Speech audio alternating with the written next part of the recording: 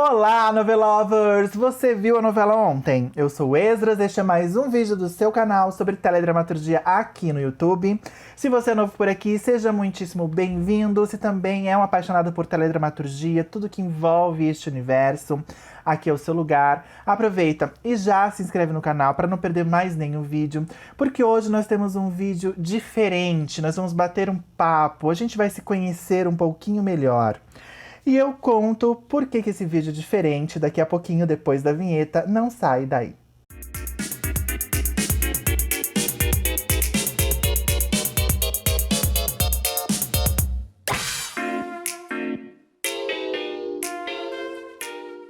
Bom, gente, nosso canal chegou aos 2.000 inscritos. Esse é um número muito significativo pra mim. Eu sei que é um número muito pequeno pra muita gente que tem canal no YouTube, que já é bombado e tal, mas pra mim representa bastante.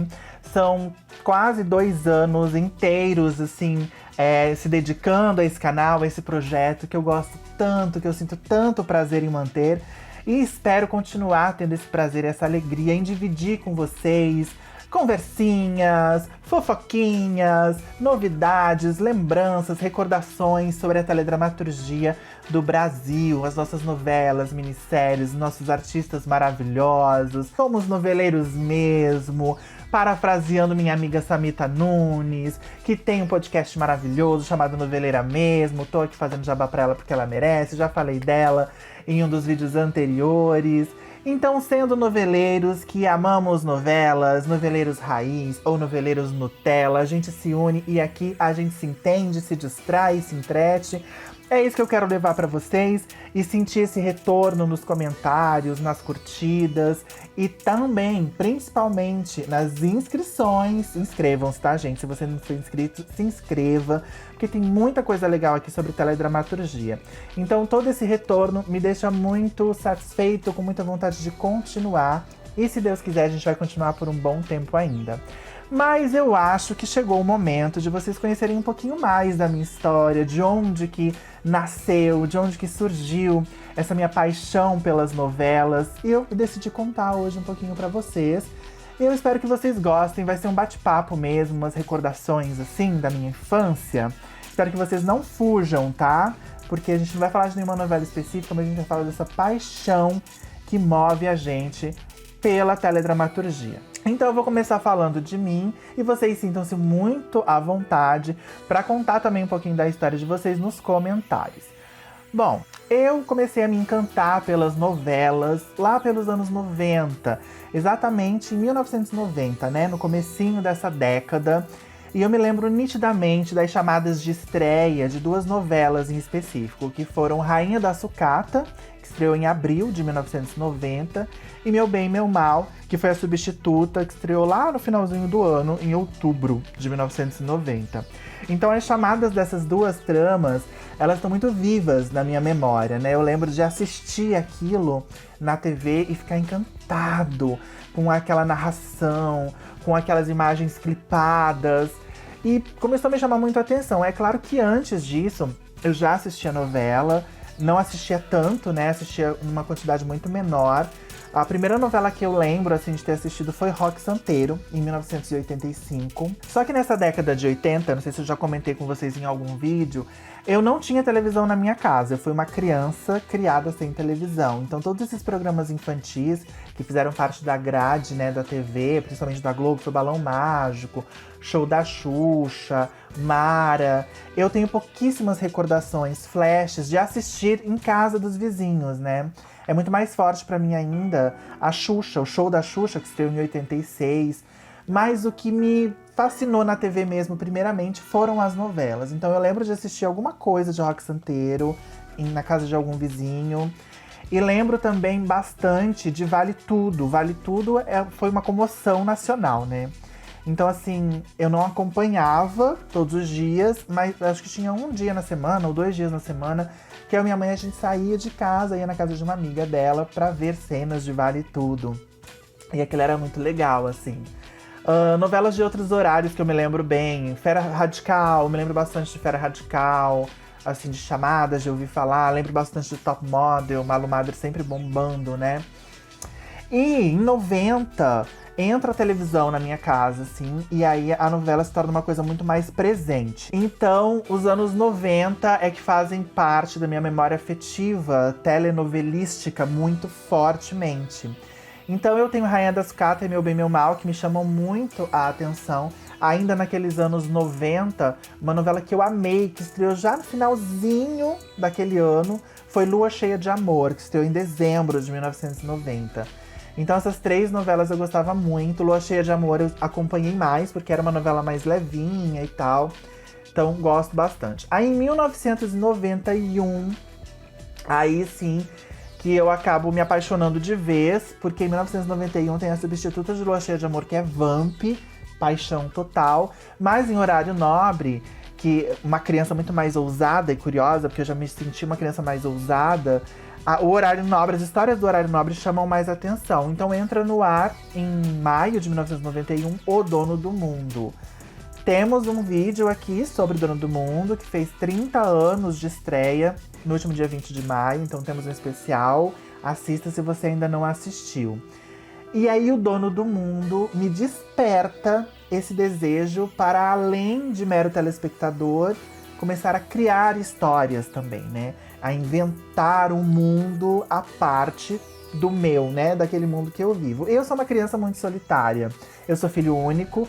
Então ali pelos meus 9, 10, 11 anos, até antes disso, mas nesse momento que a novela entra definitivamente na minha vida, a minha brincadeira de criança é escrever novelas, dirigir novelas e atuar em novelas. Eu mesmo, sozinho, fazendo o mocinho, o vilão, o bandido, o engraçado, tudo ao mesmo tempo. Como eu falei, então, com O Dono do Mundo, vem essa vontade de escrever. Mas o que é escrever uma novela, né? Eu vou pela minha intuição. Então eu começo a gravar, decorar o nome dos atores vendo as aberturas. Eu decoro, todos os nomes que eu vejo eu decoro, eu procuro saber quem são através da única fonte de informação sobre a televisão que a gente tinha na época, que era o video show. Claro que tinha as revistas também, né?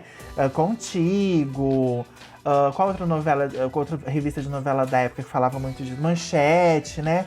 Eram novelas que falavam muito sobre o mundo das celebridades, mas eu focava mais no video show mesmo.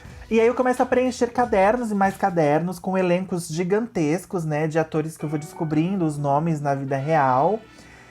E aí eu vou criando uma historinha na minha cabeça.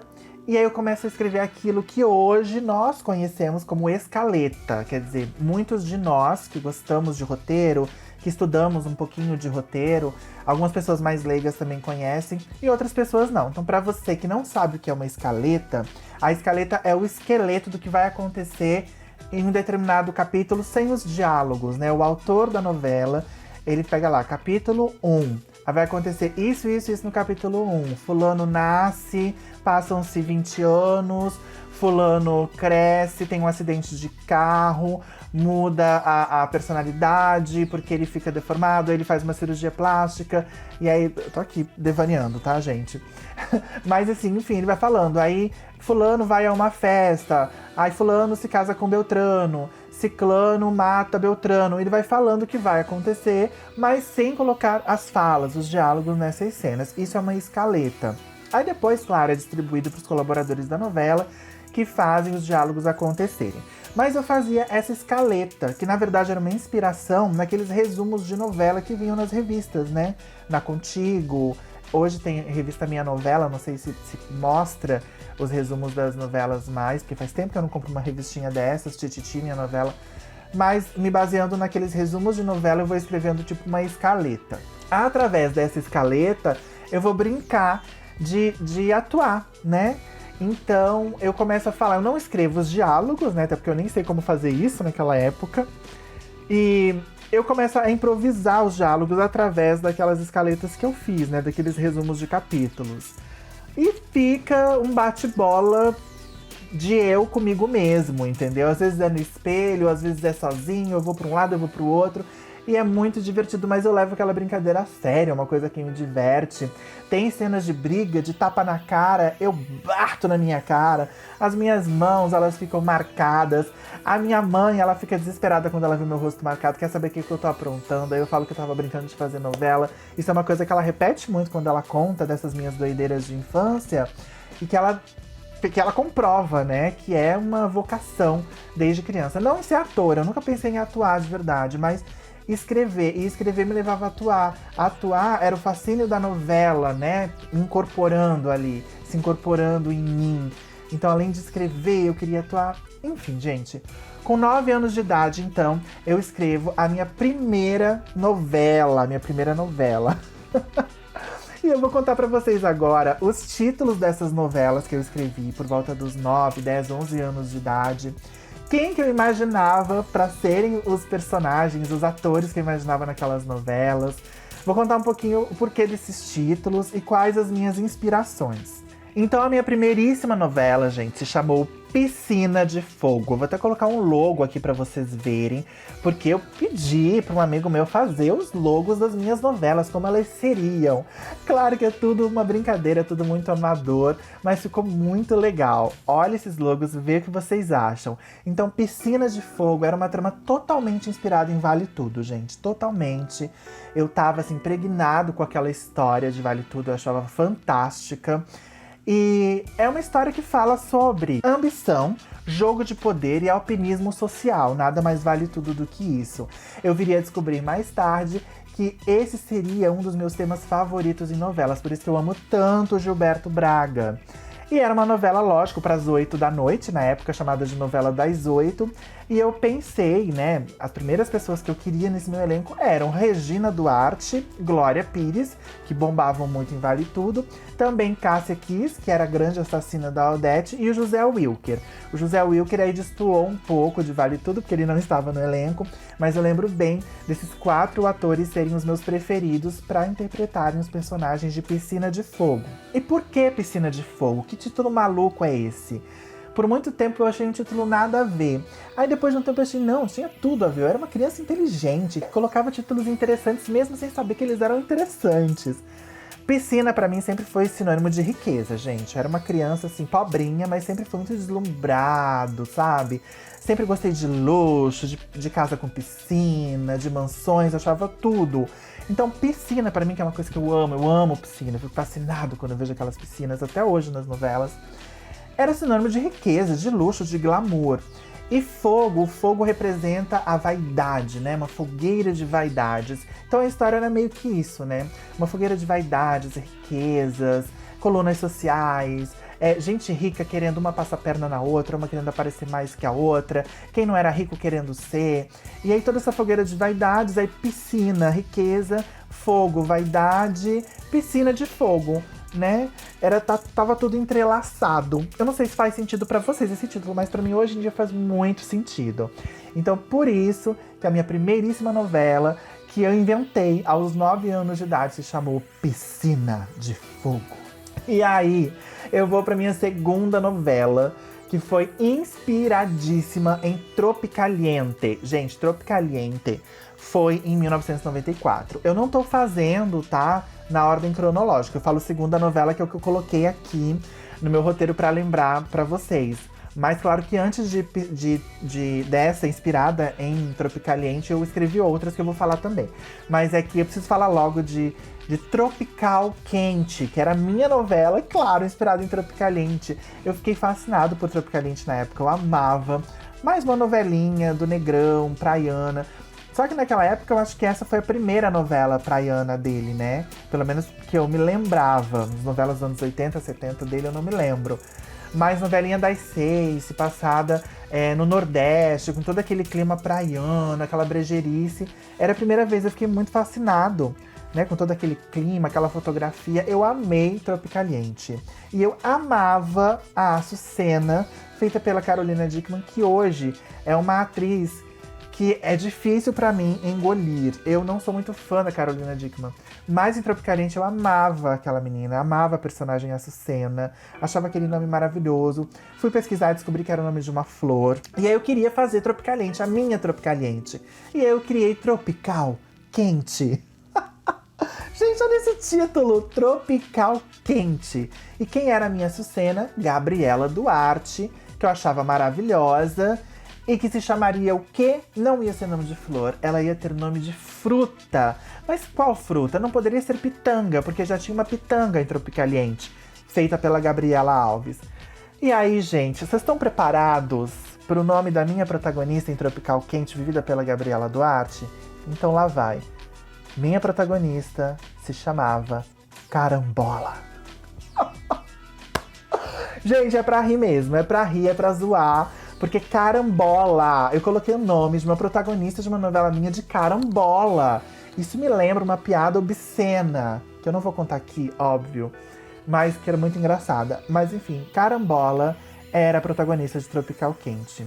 E qual que era a história de Carambola? Eu acho que era um pouquinho mais complexa que Tropicaliente, gente, porque eu me puxava no babado.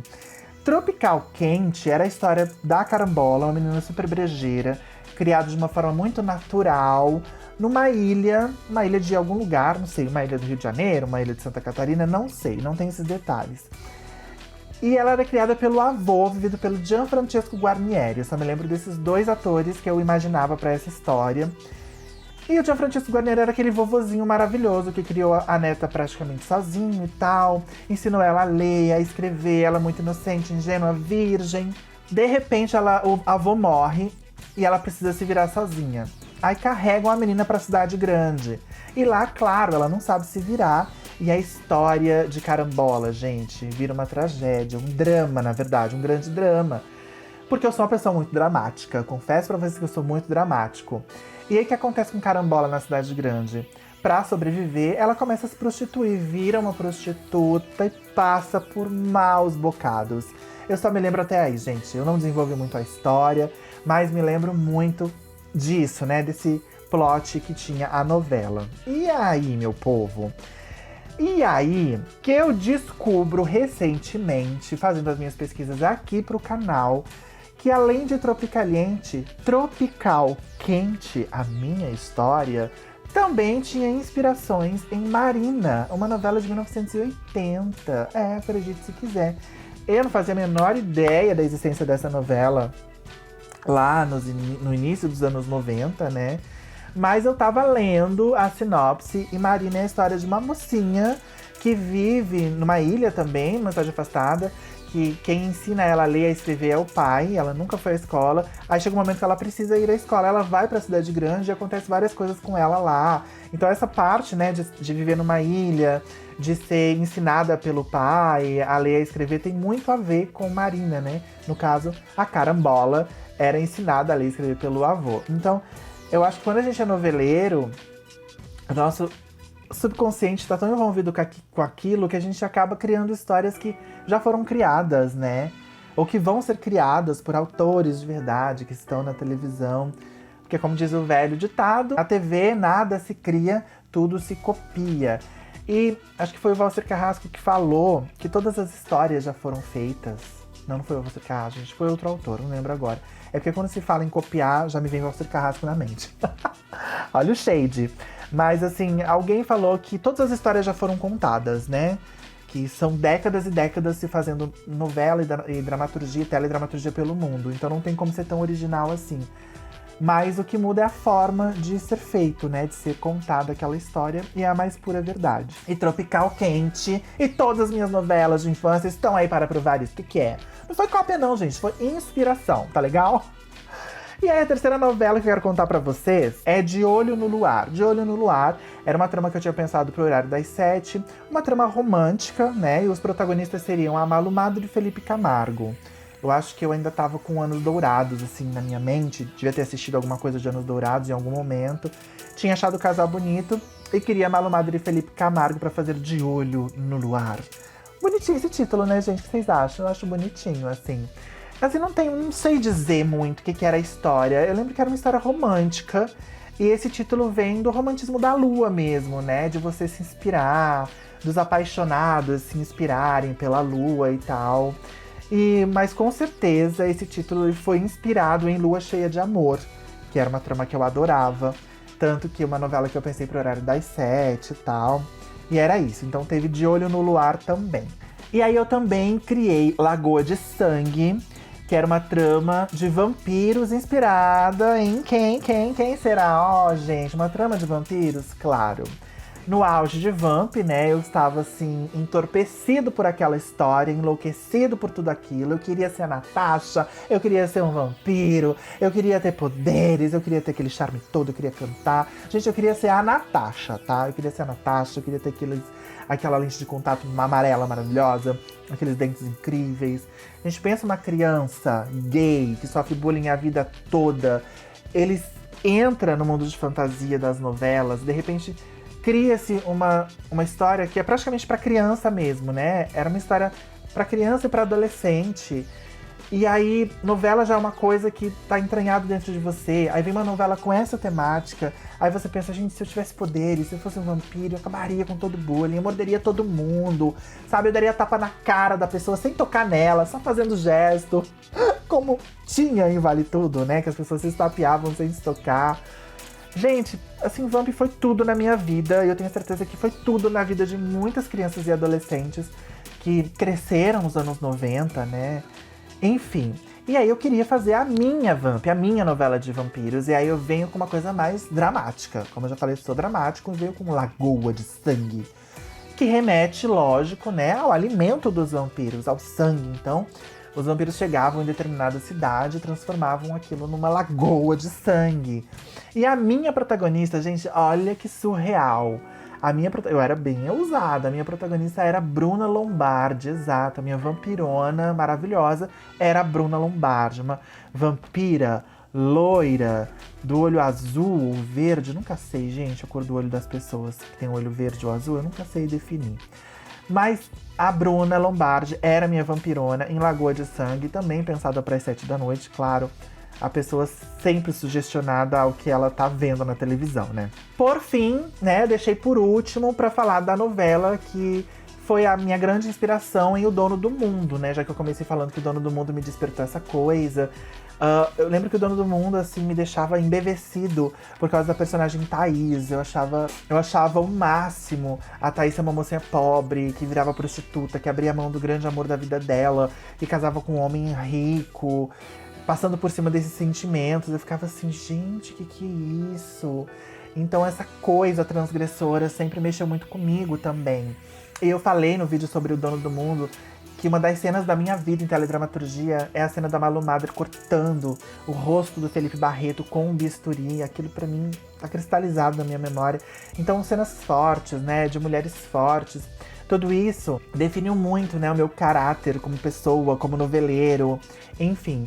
E aí eu venho, ainda ali naquele 1991 ou 92, não lembro exatamente, com uma trama que eu intitulei de Sem Perdão.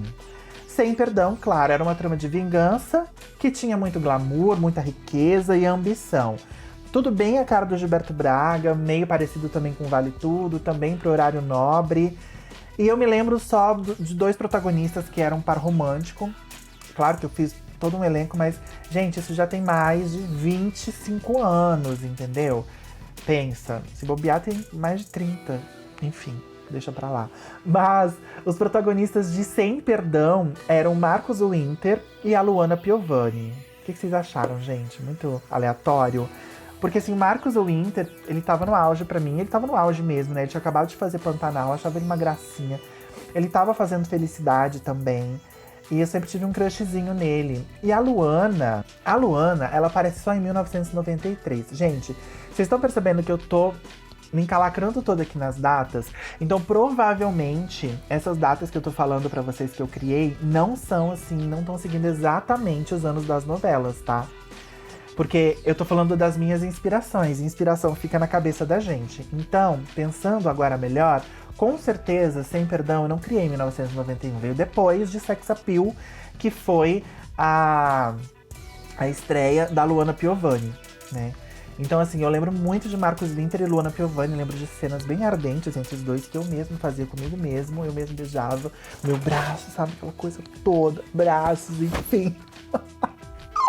Gente, eu sou bem louco. Me fala qual noveleiro, qual roteirista, escritor, criador de conteúdo, criativo. Qual pessoa criativa que não é louca, né? Então é isso aí.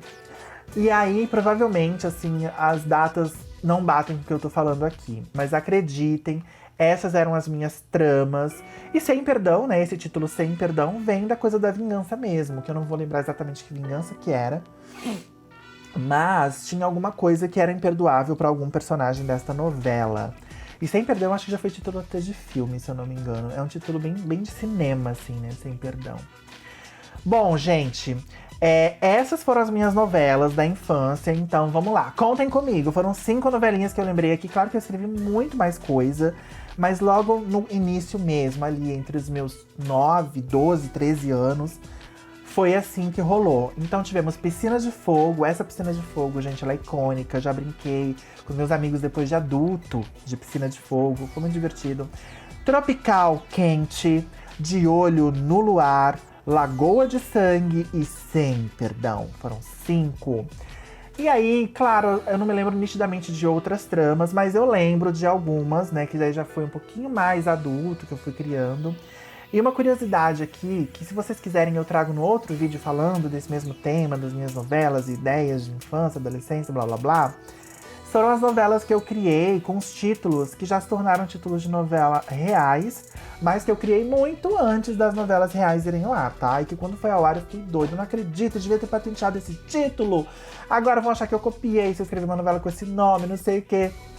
Então, se vocês quiserem, eu conto pra vocês quais são as minhas 2 novelas que eu criei, que já foram títulos de novelas da Rede Globo, e uma outra novela que eu também criei para uma promoção que teve da revista Minha Novela, uma promoção, um concurso, né? Acho que promoção não é a palavra certa. E aí eu enviei essa história pra Minha Novela, e eu fui selecionado entre as 3 melhores histórias da minha novela, da revista. E aí eu conto pra vocês, foi mais perto que eu cheguei, assim, de ter uma história minha, uma sinopse analisada e aprovada. Eu fiquei muito feliz. E se vocês quiserem, eu conto pra vocês em um outro vídeo sobre essas, tá bom? Mas o vídeo de hoje foi esse, gente. Isso foi só um bate-papo mesmo, pra gente se conhecer um pouco melhor. Pra vocês conhecerem um pouco melhor a minha história com a teledramaturgia, como que começou, né? Essa paixão toda. E eu espero que não tenha sido um vídeo chato, nem maçante, porque foi só um bate-papo mesmo. Eu sei que vocês gostam de muita imagem, de recordar as coisas, eu também adoro. Mas eu prometo que no próximo vídeo eu volto com um tema bem legal, tá bom? Se vocês gostaram, então curtem, compartilhem o vídeo com quem também ama teledramaturgia. Comenta aí o que vocês acharam desse vídeo, das minhas novelas. Deu vontade de assistir alguma, pelo menos pelo título? E contem as histórias de vocês também. Não esquece de se inscrever no canal se ainda não for inscrito. O que você tá fazendo? Você tá aí assistindo e não aperta nesse botão vermelho, meu filho? Por favorzinho, né? Ajuda a gente. E me segue nas redes sociais. A gente se vê no próximo vídeo. Um beijão. Tchau.